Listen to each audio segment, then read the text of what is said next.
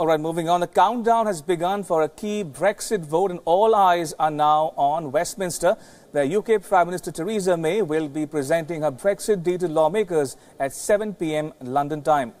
Just a day before the vote, Theresa May clinched legally binding Brexit assurances with the European Union in order to win over rebellious British lawmakers. The first is a so-called joint legally binding instrument on the withdrawal agreement. According to May, this particular clause could be used to start a formal dispute against the European Union in case Brussels tries to keep the UK tied to the backstop. The second is a joint statement about the future relationship of the UK and the EU.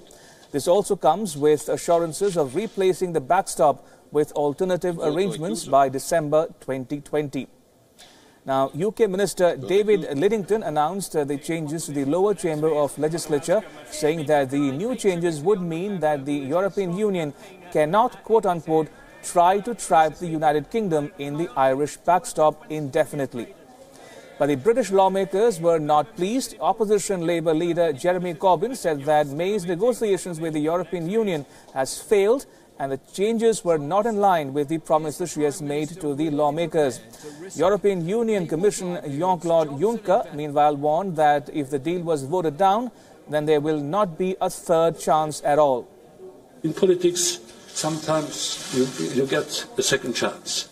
It is what we do with the second chance that counts, because there will be no third chance.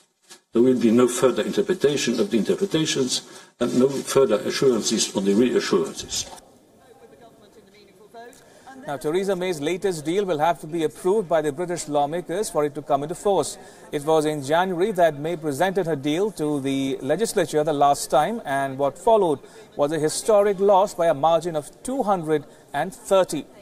The United Kingdom is scheduled to leave the European Union on the 29th of this month.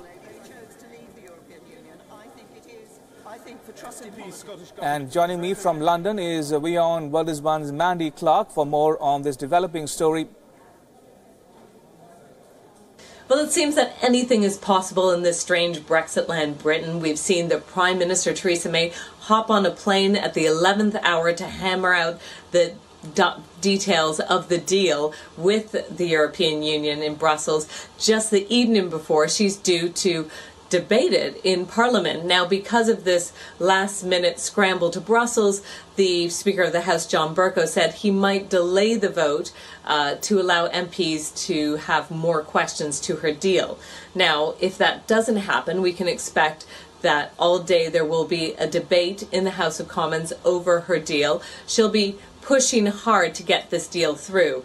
Now, there isn't any major substantial changes to this deal that we've seen from January. It's essentially pretty much the same deal. What we're noticing, the major factor here, is the calendar. We're a lot closer to March 29th when Britain is due to leave the EU. Now, that's making a lot of MPs nervous. A lot of MPs who originally voted down the deal seem to be softening their position, particularly Brexiteers who said in no way they would vote for a deal that had that Irish backstop in place. Now they're willing to consider tweaks to the Irish backstop. So there is a possibility that her deal might pass through Parliament. The vote is expected to happen around 7 p.m. local time, with the announcement of the results of that vote around 8:30 in the evening.